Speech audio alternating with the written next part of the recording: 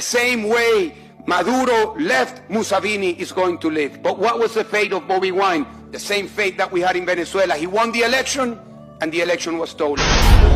Muhoozi, you will be personally accountable. Your father cannot be in charge of our country forever. It's only brainless people that don't understand it. And that decisions will not be made unless you know somebody. And that's why everybody who is going to invest must end up in a state house. Why should the state house be involved in determining whether they are investments or not? Why? All right. Abaganda bagamba okalyedda kaddadda envunyo girira mu katiko laba ate bwe kusanga mu ttaka.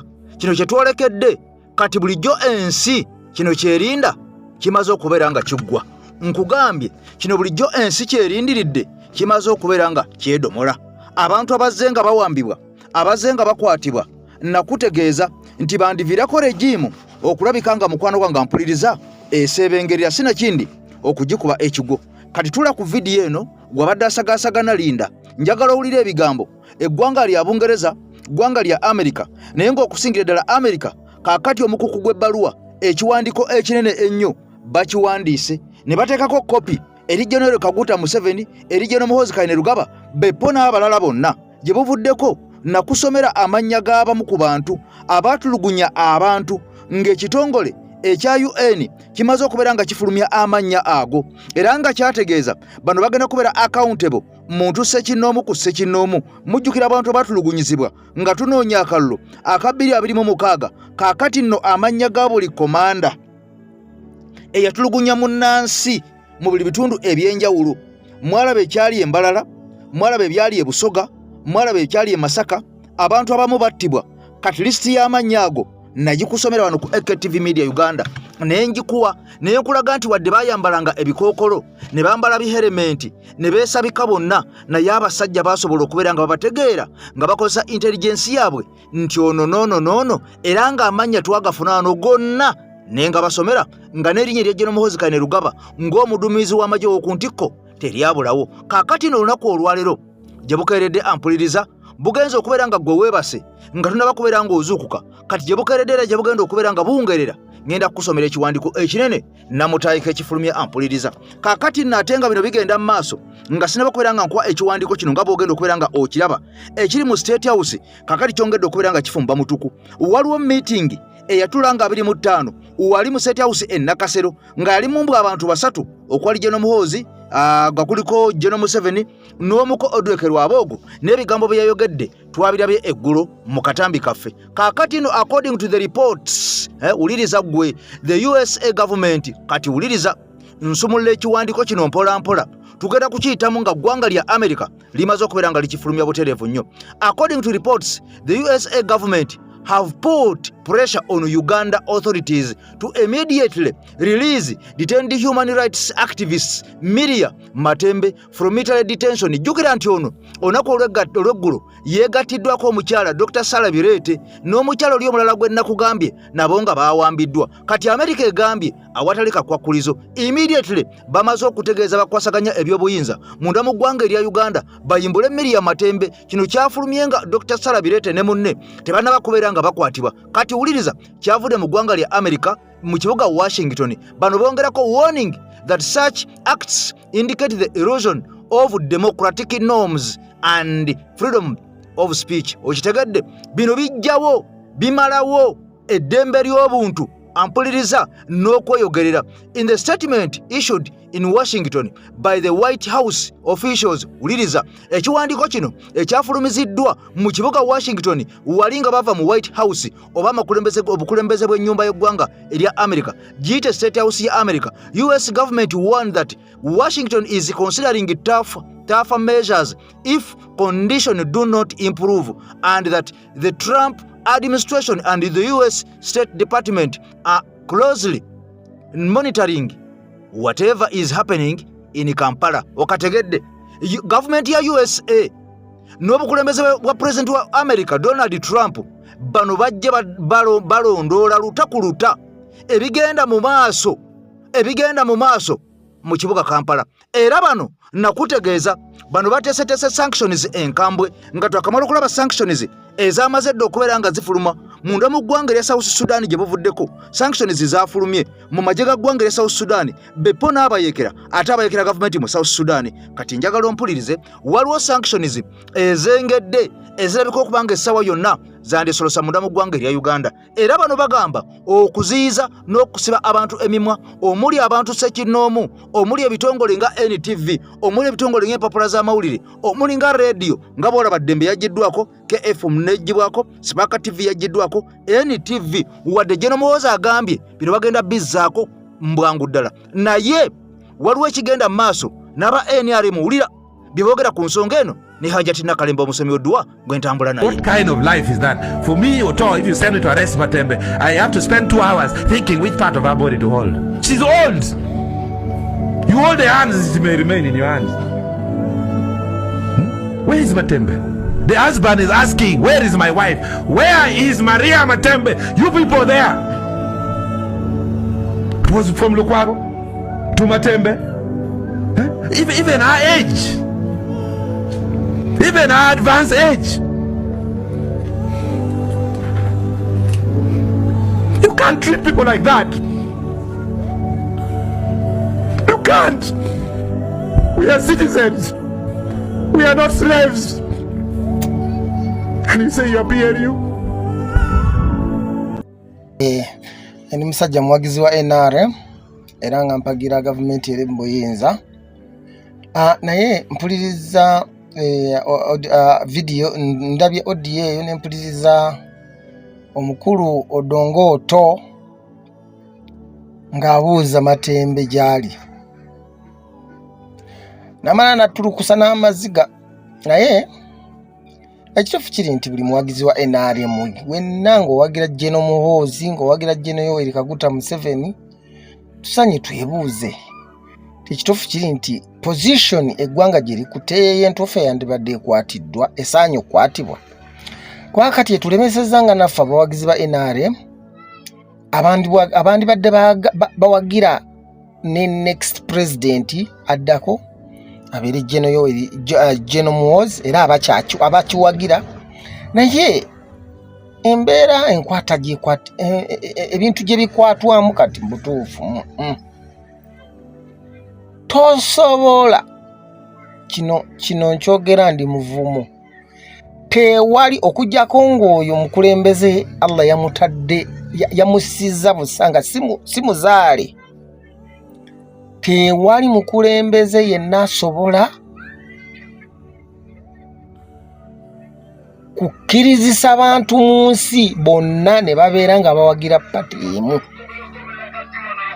Tewali president yenna oba omuntu yenna okujjako nga Katonda yamusizza busa asobola okukkirizisa abantu bonna babeere nga bawagira kyawagira. Tekiriyo. N'ebyafaayo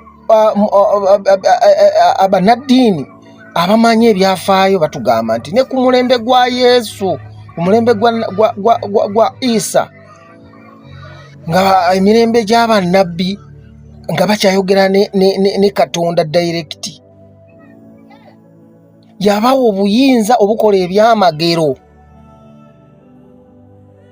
bakole ebyamagero basobole okukkirizisa abantu bonna babakkirize nti bannabbi. Mumanye ekyafaayo kya Nabbi Musa eyakuba omuggo ku nnyanja. Mumanye ekyafaayo kya Yesu eyazuukiza Laazaalo. Abantu bonna bakkirize nti mubaka wa Katonda. Naye wallahi bakola ebyamagero abantu nga balabako bwe bati ng'era bakkirize nti bannabbi ba Katonda naye eri abaagaana. Kati oba ekyo kyaliwo kati gwowo ku mulembe guno mulya mmere osobola okukkirizisa abantu bonna bakuwagire. So nsaba Afande Muhoozi kuba kati gwe tutunuulidde tukakkane kakkanya obusungu taata. Afande Muhoozi jeno jambo saa kakkanya obusungu obwo abantu babugjeeyo nga olaba abantu bakaba amaziga bagajjeeyo wallahi ne gagukkira muffe. Bakati essaawa ntwandibadde tuli mu kubuulira njiri tugenda twandibadde tuli ku ground kubuulira njiri ya NRM, twandibadde tuli ku ground kubuulira njiri ey'obukulembeze obunaddako 231. Naye wali tolina w'oyita kubuulira buli wokkirira okubaako nekyeyogera ground ekutabukira. Ebitambula mu nsi kwe kukwata Lukwago ssaawa y'emu mpulira Busimi ne Matembe yabuziddwawo. Inna lillahi sebo afande Muhoozi sebo tukwegayiridde tufukamidde ku mavivi. Abantu bonna tosobola basiba afande wange, wallahi tosobola kusiba abantu miliyoni 45. Tosobola kubasiba. Tosobola kusiba abantu miliyoni 10. Tosobola kusiba abantu miliyoni 2. Tosobola. Obusungu bukakkanyodde ku level y'abantu. Abantu bagamba ki? Nawulidde bagamba bagenda kukyusa etteeka eri mu parliament eriwa okujungula obuyinza leader wa opposition bwayina. Ekyo kikyamu. Kyemukola kikyamu. Kubanga Arsenal ne Man U byanjawulo. Olukiiko lwa Arsenal oluteesa high command ng'etudde eteesa okukyusa oba okugoba coach. Ate abamani tebasobola kuluheta bamu kuba biri bateesa bya Arsenal. Leader of opposition ali ku side byonna byayogera biteekwa kubeera nga biwabula government. Era atuula mu parliament nga leader a leading opposition, si nga leading bonna abali mu parliament. NRM ina leader waayo ne opposition ina leader waayo. Tosobola kugamba mbu akati ate leader opposition mbu ate n'abe NRM baletetteeka mu n'abe NRM bamulonde. Kijje kiti ekyo bannange muleme kwonona byabufuzi bya ggwanga. Era nsaba ababaka ba NRM bwe mba mulimu ababaka gwa ggwanga wala ekiteesi kyo mukisimbire kuuli. Gavumenti tesobola kunyumirwa byabufuzi nga abantu bonna bakkiriza kimu. Tetusobola kubinyumirwa, mupiira tegunyuma.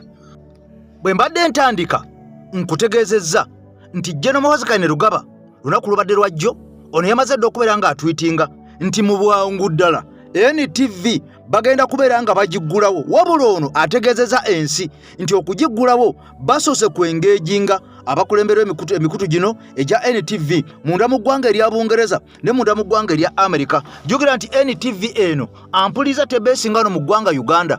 NTV agwe mukutu ogwetolola kumpi ensi yonna ng'amawanga mangi mmwe guli ag'enjawulo, gende Tanzania, gende Kenya, wane Uganda, UAE n'ewalala wangi nnyo Pakistan nga NTV gyeri nga yo. Wabula nga ababedde baayo basinzira mu Bulaaya. Kakati nno okusinzira ku bigenda maaso nga TV eno eggaddwawo. Jjukira nti TV eno yesusse okubeera nga ereeta obuzwina n'ekuwa obuvo n'obuddo obw'omukulembeze w'amagye ga ggwanga lya Uganda, n'ekuwa okuva obuto bwe yasomerawa, yakulirawa, yasomerako Uganda, yasomerako Kenya, yasomerako Tanzania, yasomerako Misiri, yasomerako Bungereza n'amawanga amalala ne bajjanga bakubuulira okuva lye yayingira amagye n'abeera nga ajja alinnyisibwa mpaka ku ddala erya Jeno n'okufuuka omuduumizi w'amagye munda mu ggwanga erya Uganda. Era eggulire lino lye lyaviirako omusajja ono okulaba nga awoninga NTV n'abagamba ngenda kugijjako. Nsooka kwebuuza ku muzeeyi bwanzikiriza nga TV eno tugisalako. Kaakati nno wadde bino biri bwe biti byonna nga bitambula bwe biti nga bya bitege,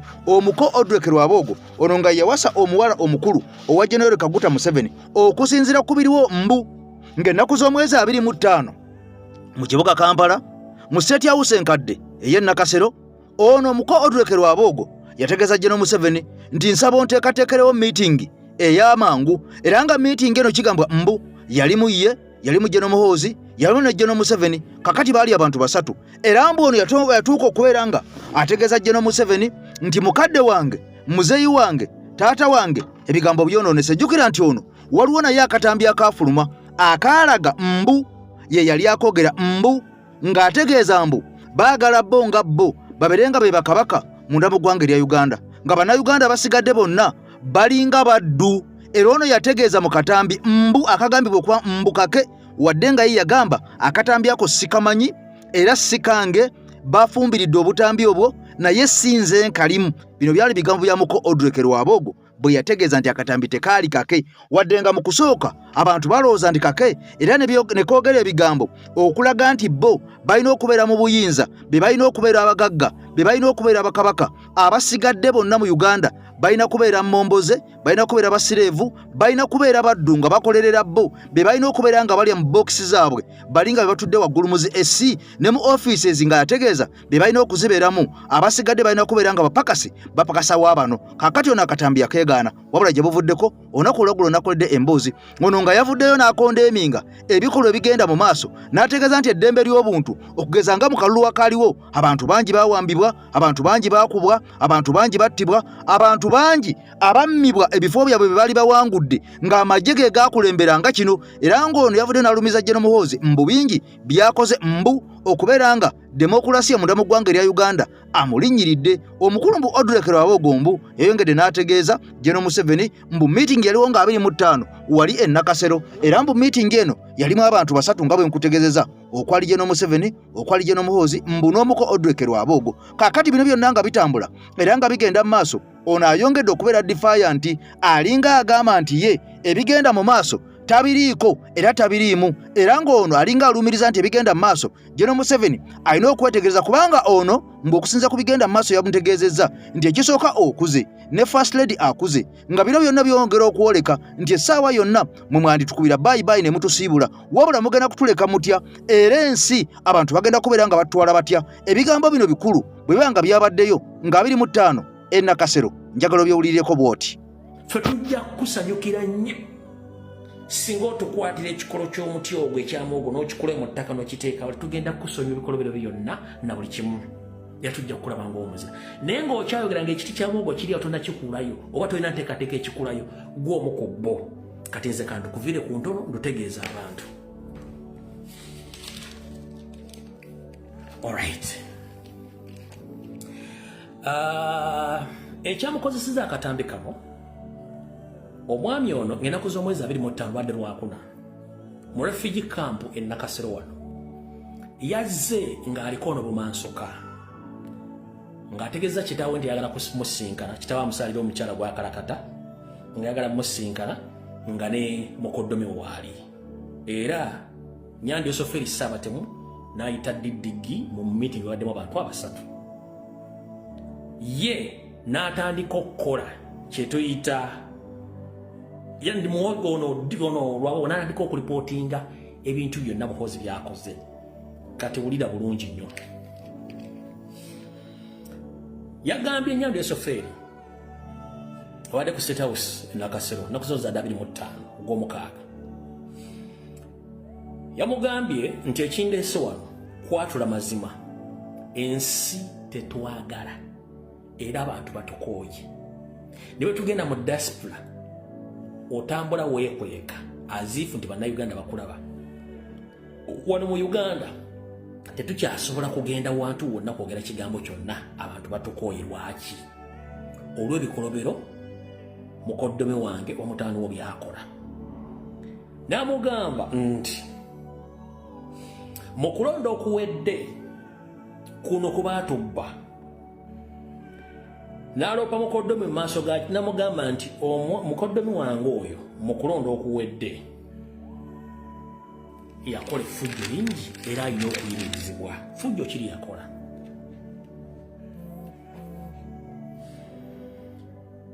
n'amugamba Muhoozi yakola effujjo ng'ate tulina obuzibu gwe muzeeyo okuze oli myaka 82 maama waffe ali mu myaka 87 agamba Janet gwe tutamanyi nti oba yafa ate nga tukyamulwa ne bamuggyeyo tugenda kubeera wange ensi tetwagala ng'ono akyakola ebikolobero bwe bityo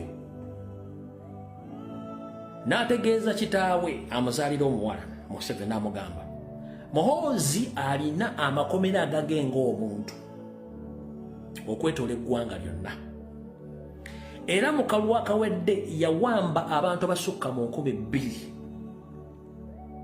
abantu abasukka mu 2,000 era bano nga bali mu torture chambers ne mu police cells across the country tebawozesebwa era bwogenda ku polisi bakugamba nti oyo musibe wa Muhoozi, bali abasibe ba Muhoozi, eriyo nabali mu makomera nga tebawozesebwanga, tebalina case file wonna mu makomera. Ekyo ono Lwaboogo aloopa mukoddomi we ewa kitaawe, nejjukira ono awasaayo buwasa, so tali part of the family, awasaayo buwasa. Namugamba yakwata abantu abasukka mu 2,000 bali mu different torture chambers kubanga alina amakomera agage across the country, n'abali mu police cells nga bagenda ku polisi bagamba nti omusibe wa Muhoozi, makulu baganda bana basibe ba Muhoozi abala bali mu torture chambers ez'enjawulo. Ekyo n'akimuwaabira. Namugamba nti omuvubuka oyo Muhoozi yakola effujjo lingi nnyo mu kalulu, nti obululu bwonna we bwali bulina okuba nti bubalibwa mu butuufu ng'akolagana Anita Amongi, baacunya, baakuba, baanyaga nga beeyambisa Electoral Commission okuwanguza abantu ba NRM be baali bakooye, era ebyo ky'abantu baali tuliko namwana ekyokulabirako ekyekalangala. Namuga bino byagenda mu maaso mu ggwanga lino. Alipootingira Museveni, jjukira gwalipootinga oli mutabani we. Tugenze mu maaso. N'amaana amugamba Muhoozi yawa ebiragiro Christopher Damulira okugenda mu ggwanga lyonna ng'awamba ngatta abaana b'enkyukakyuka, bannayuganda n'abatali bankyukakyuka abaali baagala okukola ki, abaali baagala enkyukakyuka. Namugamba nti n'okukwatibwa Kapsifu ngalo gwe mwalabiko ng'akuba enduulu, era Muhoozi Kanyarugaba yadde amusindikidde amajege gakwate Kapsifu ngalo. Jjukira ekya Christopher Damulira, Jeno Kahinde Otafire Mavia Kuku bwamala omugoba Minister of Internal Affairs yagamba eyamuddira mu bigere, beera mwegendereza nnyo osikidde ebizibu ebiri mu yafeesi eyo, mulimu abatemu abatta abantu. N'ateeka ekifaananyi kya Damulira Christopher ye mutemu ngatta abantu ku biragiro bya Dere Drinking General. Kino Lwaboogo akiwaabira Muhoozi mu maaso ga kitaabwe. Bw'amala obimuwaabira byonna, Muhoozi n'asituka ng'akanudde amaaso ati n'obuswiriri bwe. Teyabadde na mmundu, wabula kyawaliriza Museveni okuyita abakuumi be okwawula abantu bano. Lwaboogo lwamaze okwogera ebigambo bino n'afubutuka, teyayise mu main gate, yayise mu kageeti akatono abakamanya ka State House Nakasero, n'afuluma. Diddigge agenda okumagaamaga okunoonya Lwaboogo ng'abuze. Kati olutawuno bw'oba olulaba kyekyaleese omwami ono akola evidiyo eno, mubadde mubuuza kyekyamuleese. Hajati Nakalembe omusomi w'edduwa, bw'oba wenyiyo embeera embi yankusomere ku dduwa. Abali ebweru mirimu gigaanyi, papula zeesibye, kino kyekyoto kwensabira omukisa, kobe ng'odiriddawa wali wenkusabira n'ofuna emikisa. Ky'oba olabanga abirira ebinyonyi ebitalina kyakulya, naawe atalina mulimu, jangu kusomere ku dduwa ofuna omukisa. Eno ennyanja kwesula buli kimu, ekisira ne kiba kikujjudde, nekikasuka mu nnyanja nekikunta ne kigenda. Nze Hajati Nakalembe, gambawo ennamba yange yeeno 075377529. Temuddeeyo nimwebakira ebizibu nkoye ku nnamba yange eno.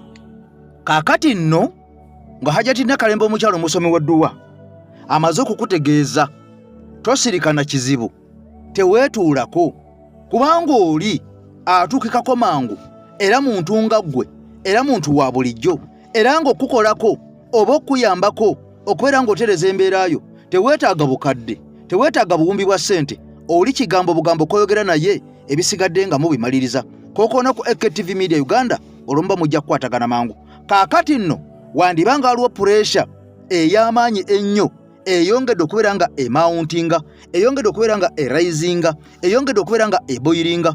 Okusinziira ku mawulire ge tufuna, omusajja General Muhoozi Kainerugaba nkugambye atuutinze n'ategeeza nti nga tukwatagana ne bakomrades ab'enjawulo nga tuwabuliziganya n'okuwuliziganya n'abakulu abaddukanya emikutu NTV munda mu ggwanga erya America ne UK, tusazeewo mu bwangu n'embiro NTV tugenda kubeera nga tugiggulawo. Wabula mbu kino kyonna okugenda mu maaso n'okututegeeza bw'ati wandibanga wabaddewo ekifumbibwa. Jjukira waliwo omusajja eyakwatiddwa munda mu ggwanga erya America ng'omusajja ono abadde nnyonnyo nfanfe wa General Muhoozi Kainerugaba era nga musajja we nnyonnyo amukolera emirimu gye. Wabula nga kigambwa nti eggwanga erya America lyakutte omusajja ono oluvannyuma lw'okubeera nga omusajja ono yateeberezebwa kubanga y'omu ku bakukusa enjaga, era kaakati nno ng'agyesolosa munda mu ggwanga erya America. Kaakati olwo mbu omusajja ono n'agombebwamu obwala. Kaakati bino byonna bujja obigattagatta, amawulire gano okubeera nga gaafulumye ku muntu nga nfanfe nga closed friend oba closed ally ow'omukulembeze w'amagye wano munda mu ggwanga erya Uganda, mbu wandibanga wabaddewo ensonga eyagasseeko ku eyo okuggalawo NTV. Wabula ate mu kugiggulawo ampuliriza njagala osooka owulire ebigambo bino oba oli awo naawe onambulire oba bituufu oba si bituufu. This is a good breaking news. Gano go sirinze na budde kucha we malidde okolera research bwenti wenjagala odikuweera kati gwe munagana kusaba ekintu eki sharing a video eno obudde bugenda okucha ng'Abannayuganda eggulu lino lyabatuuseeko dda. Baseba ne banyabo mubadde mumanyi ensonga lwaki Muhoozi yaggyeko NTV ne station zaayo n'olupapula lwa Daily Monitor. Wuliriza nze kandikwe wadde nga yaziggyeko. Muhoozi yaggyeko NTV ne station zaayo n'olupapula lwa Daily Monitor kubanga bebokka ababadde bagenda okufulumya eggulire lino ng'ate Muhoozi tayagala mulitegeere ng'alina okuggyako zino station ekisooka zikole nga diversion obute mwenna mufokasinge ku ekyo muleme kunoonya ggulire lino ditegeera nga yagala akozesa ejjinja limu akuba ebinyonyi bibiri ti abakubemu diversion temusobodde kunoonya ggulire lino ate eyali bawadde eggulire naye amugje ku mpewo. Walitegedde? Uliriza gwe sharinga mafia wa Muhoozi abadde amukolera emirimu gye ejj'okukukusa enjaga n'ebyokulwanyisa gwe bayita Katungi bamunywedde dda, azini bamukutte dda. Omukulu oyo ali mu kabinja k'aba Cartel, aba Mexico bali bakaŋŋaŋa America abeeri mu kunoonya mu nsi yonna ebafeffetta yonna gye beekwesa. N'abadde mu Uganda emukoze eki? Emukimye. Kategera akantu ako bannayuganda musabe, wallahi Allah ajja kwanukula okusaba kwaffe. Omukazi gwe bayita Matembe omulaba yavaayo n'agamba Muhoozi okwatakwata abantu ojjanga n'onkwata Katonda wange kyali kutuusaako ojja kiraba. Abasajja Abamerika be bantu abasobola okujja ne bakwata neighbawo naye nga baagala gwe, naye ne basooka twala neighbawo nga baagala neighba kumuggyako information ekakasa eno gye balina ekyo bajje bakwate bagambe bamukutte bamukwatidde ensonga ezeekuusa ku byakwasa neighbawe. Kati bwe babanga Katungi abaddemu abo bamafia abanoonyezebwa n'abanga yakwatiddwa kyangu nnyo okeera enkya ne bakimani mafia wa Katungi baga nti abamututte nti kiki anti Katungi gwe bakwata abadde akolagana naye oba yabadde boosi we yamutaagizza dda. Era Muhoozi we yamaze okulaba nga erigulu eriyiseewo n'abaako ng'alaba liriikinza abantu balitegedde, tunuulira twite eno eri wano wansi byatandise okujejemba musimanyi akolaganye n'abali mu UK simanyi ne mu Europe mu simanyi bali mu kwogerezeganya bazzeeko NTV.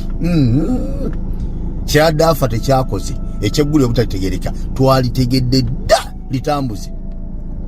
Tuwanika emikono mu bbanga bannayuganda tusabe twegayire omutonzi waffe America ekime boosi wa Katungi bannange tuyinza ddisoma tutya nga bwe twasomye eri Katungi kyabange Muhoozi bamututte nti kiki anti ensonga ezimukwasiza ziikuusiza ddala kuzakwasa Katungi gwabadde akola naye. kisobokera ddala tali mu lukwata naawe ekisoka si president alikuwa bukwakulizo bunje obulina okuyitibwamu mukwata ate America gwe yeetaga ne waba president wa Venezuela ya muchimadda ne muntu ala Venezuela egenda maaso gwe bagala yabakulembera dictator bamubajjako dda obo kitegeera kati ono talina kyali ate je anti munayo yo jeno aliwa he's an DNA general. He's not a professional general, but an DNA general. Olw'ensonga nti mutabani we wagaba ebitiibwa. Kategeddako ebyo nabo babigamba Abamerika mbujjeno.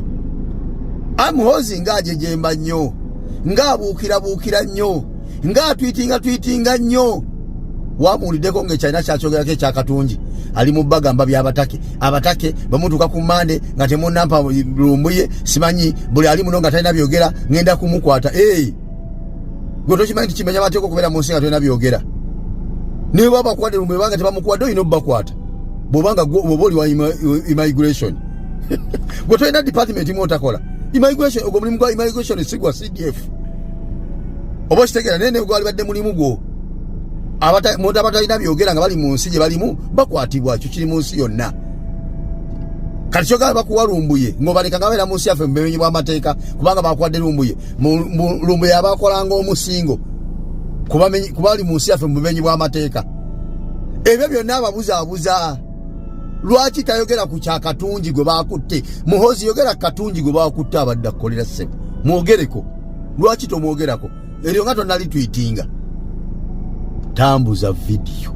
saawa yonna twandizina ku mazina ag'ekisaanyi ag'ekisododo wawule ekiwato wawule eddoboozi engoma muzaanike ziyitemu omusana endongo muzireege ebivuga essaawa na bigenda fulumizibwa mu mayumba g'abantu bakube embuutu bazina amaseba binuka amasege akakati nno byonna bibaddewo era byonna obitegedde omukyalo ono gwolaba ku lutimbe lwo olwa AKTV Media Uganda ye mukyala avuddeko kanaaluzaala eggwanga erya America okuwandika ekiwandiiko nga lisinzira mu White House wali mu kibuga Washington nga bwe nakutegeezezza nti abasajja aba US Department eya Security ku Trump administration bagambye nti closely they are monitoring closely ebigenda maaso munda mu kibuga Kampala okusinza ku bantu abazze nga bakwatibwa jjukira nti omukyala Dr. Sarah Birete yasooka n'akwatibwa gye buvuddeko emyezi nga 6 emabega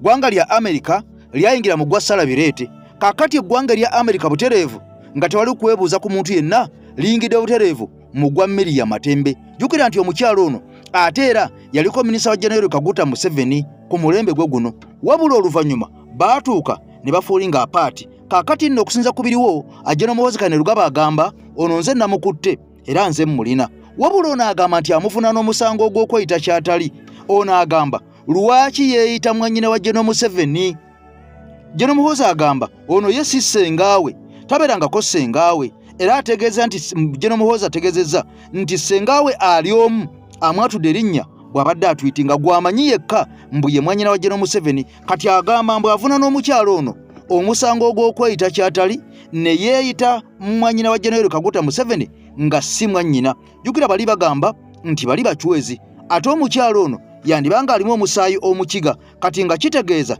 bino byombi binakubeera paralero biba tebikwatagana kakati nno eky'omuntu okwayita mwannyina wooli bulijjo sikimanyi nti omuntu bw'aba akuze okumuwa ekitiibwa osobola okugamba nti osize otya mwannyinaze naye nga tokitegeeza nti kitammwe y'omu oba nnyammwe y'omu kisobola okubeera ng'ogamba osiibye otya baaba kubanga akusingako obukulu naye tekitegeeza nti kitaawo y'omu n'ennyammwe y'omu kati bino byonna ampuliriza ebimu kuviiddeko omukyalo ono okukwatibwa okutulugunyizibwa okuteekebwa mu basementi ebigambo eby'amaanyi ennyo bye bino mu butuufu mutabani wa Museveni kubanga yatukola bino abana Uganda distinguished Ugandans juze namona bagamba ono omukazi antatwitinga n'agamba ngu nze ne wini byanyuma we are just useless chicken ngu Matembe and wini byanyuma are useless chicken naroka n'agamba ngu oyo Matembe alina okukitegeera nti alina kubanga ansinza n'andamya sire n'endamya ki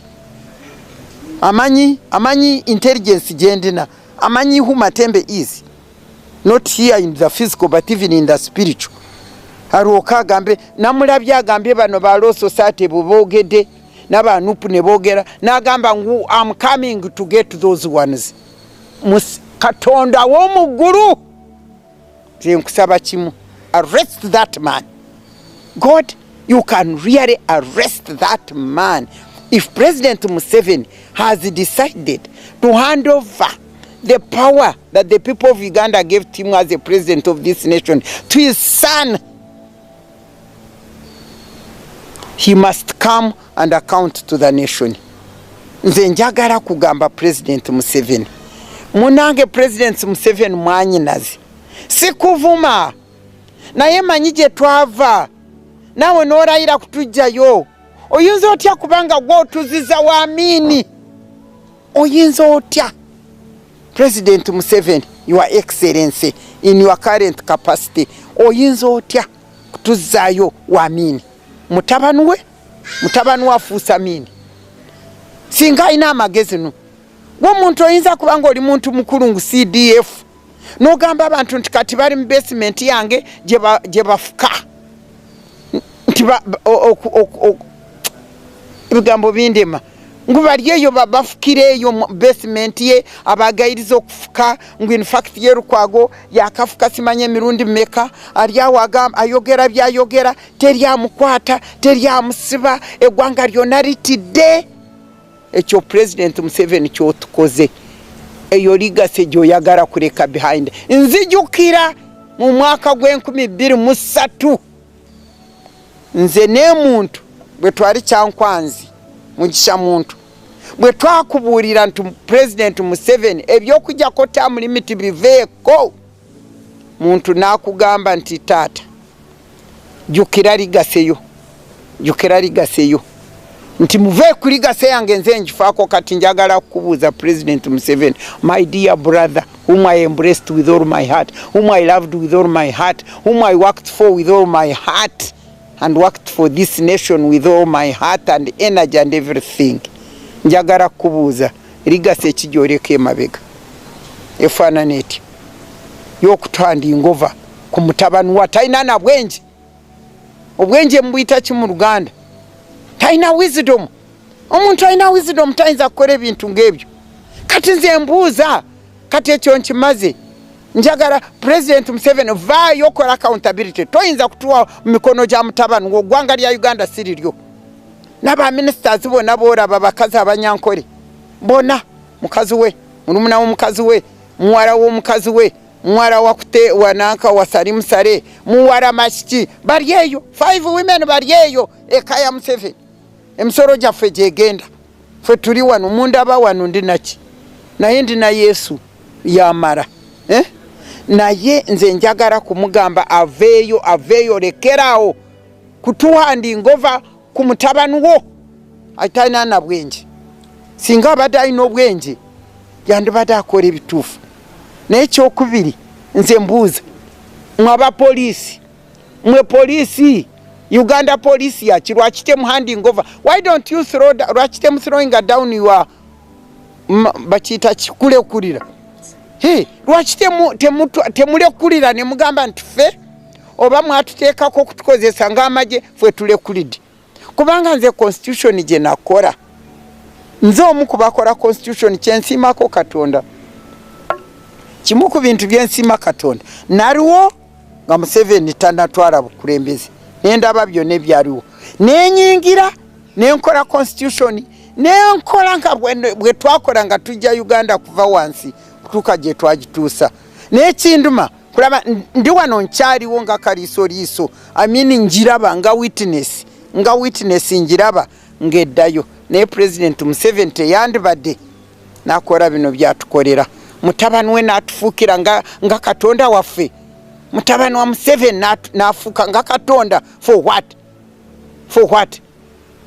N'ayingirira kugamba yafuga polisi, yafuga parliament, yafuga judiciary, yafuga buli kimu kyonna. Ngani wizi? Nze nsaba Katonda tusalirewo ky'okukola. Singa Katonda gwe wange ompuliriza, sigamba nti omutti. Naye kola ky'okola otuyambe.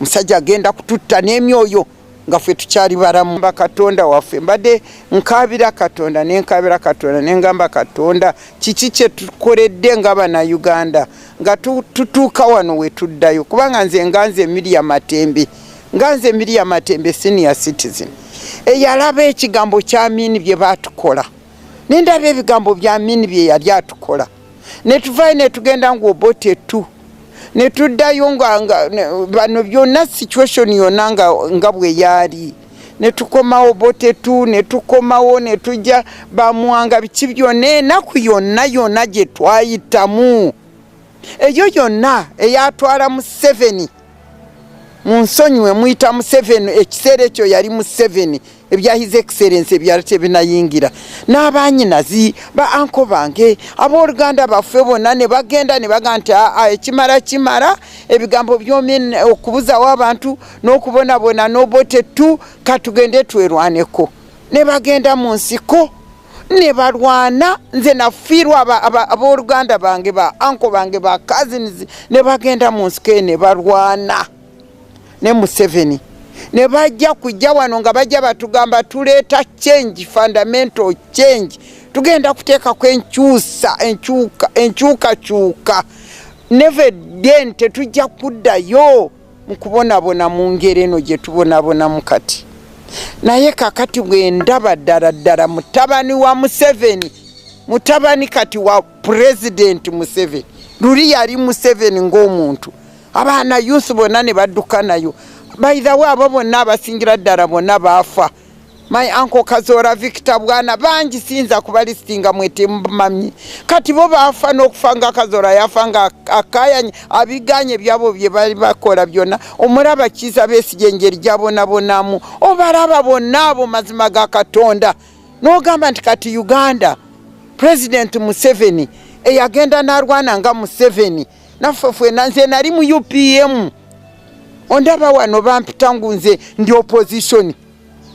Bwe ndaba bano abantu bonna bagamba Matembe opposition, Matembe citizen wa Uganda ayagala nnyo Uganda, na yali mu opposition opposing wickedness, opposing wrong, opposing bribery, opposing byonna ebyo biri mu nsi muno bye mulaba byonna nze byopposing yo opposition gyendumu. Naye teri ekinduma nnyo nenfa nempulira ngenda kufa singa sirwa Katonda okunkuuma nambeesawo. Bwe ndaba President Museveni yagenda mu nsiko n'abaana baffe bonna abatona ki bonna n'avaayo n'agamba ngu ateekako enkyukakyuka. Kati bwatuuse wano gavumenti eggwanga lyonna n'aliteeka mu mikono ya famire ye, n'aliteeka mu mikono y'amaka ge nga gafugibwa kati mutabani we bayita Muhoozi. Mwekye mutamanyi bakazi bonna bava nkole ba minister bonna boolaba bonna bava mu famire ya president ya Museveni. Simanyi kinkalubira n'okumuyita president essaawa eno, saagala kumunyoma, saagala kumuvuma, naye kinkalubirira okumuyita president kubanga sirooza nti yafuga eggwanga. Tumuwadde akalulu yamala kafuna. Kati gwe behind the scenes eggwanga n'aliwa mutabani we Muhoozi. Muhoozi kyekiki? Nze mbuuzize emirundi mingi mu linnya lya Katonda, nze nna Katonda wange nkuuma yabaleese wano mwogere nange kubanga nze mbadde sibiriiko ne details sizimanyi. Naye Muhoozi yaani agenda n'abuzaawo abantu mu Uganda muno ng'omusajja Rubegono Lukwago meya waffe agenze Lukwago tavumana Lukwago ne bw'omuyita Lukwago abeerawo yarwanirira ebyeddembe. Kati Muhoozi yaani CDF nguye CDF si mukulu w'amagye. Amagye anayagawa olukusa ngu gagende galabe citizen abatali ba magye, ordinary citizens ba Uganda abatali ba magye, ngu kamanda w'amagye aragire bagende n'amamotoka babakiyita ki mu Luganda si kubakwata babawambe ngu bagende mu maka gaabwe babawambe, bakawamba batono oyo Besigye omulabe ebimutuseeko mazima omwaka gwedde guno gwa kubiri Besigye omusajja Besigye mazima yali mu nsiko ng'atreatinga Museveni obulwadde ng'omutabani wa Muhoozi oyo mutabani wa Museveni ngukati yaragira Besigye tugenda kumutta Besigye agenda kufa bw'ati bamwanga Kivumbi abo bababuzaawo abantu bangi nnyo bonna b'omunupu bonna baafa baabulawo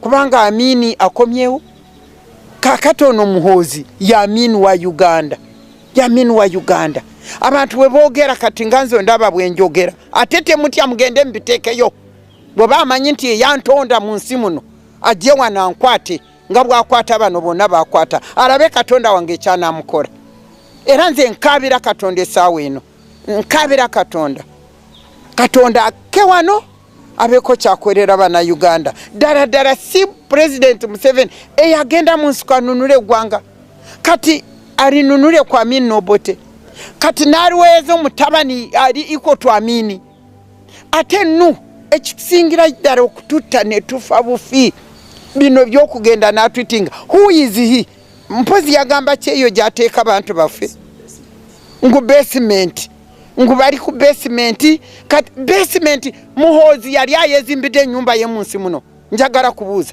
Muhoozi sente zonna oba ayina ennyumba sente za emisolo gyaffe oba yawasa n'abakazi omukazi na bano bamalaya bonna bagenda nabo ezo sente zaffe n'obwa CDF ezo sente zaffe musolo gyaffe ddi bwe yali akoze n'akola omulimu naye bakiyita ki naye nastrivinga n'akola ki ng'abantu bonna ba youth b'omu Uganda muno ababonaabona bamuyita bino na bino ne bakola otulimu twabo yagira ddala ku red carpet najja ku red carpet ya taata we n'ayingira n'afuna buli kimu kyonna kyafune n'alwoka n'agamba nze mbatwala mu basement yange basement yana ayagimuzimbira yani Muhoozi namulabye bya tweetinga mazima ga Katonda ku Lukwago our former dignified mayor ngamugamba nti kati yakafuka emirundi 3 mu basement yes stupid mwe ba pastor mwe n'abaliyo yabalimba mu mubuulira ki njiri gye mubuulira mu nsi muno mubuulira ki tukuma kati Yesu bw'arana natuuka wano ekibagana kuvaayo mwena nze nkuba omulanga ba pastors mwena muveeyo kubanga ezo sente ze babagula ago amamotoka ge babalimbalimba nago ebyo byonna mulibireka wano mwina okugenda kuweereza Katonda accountability n'olwekyo muveeyo namwe aba Uganda Church of Uganda muveeyo mwena aba Pentecostal muveeyo banange mwe abantu aba Katonda abatatya abantu abatya Katonda yeka muveeyo tuvumirire ebintu bino muveeyo mukora arrangement mugende meeting President Museveni mugende mu meeting mugamba tujjeko mutabani we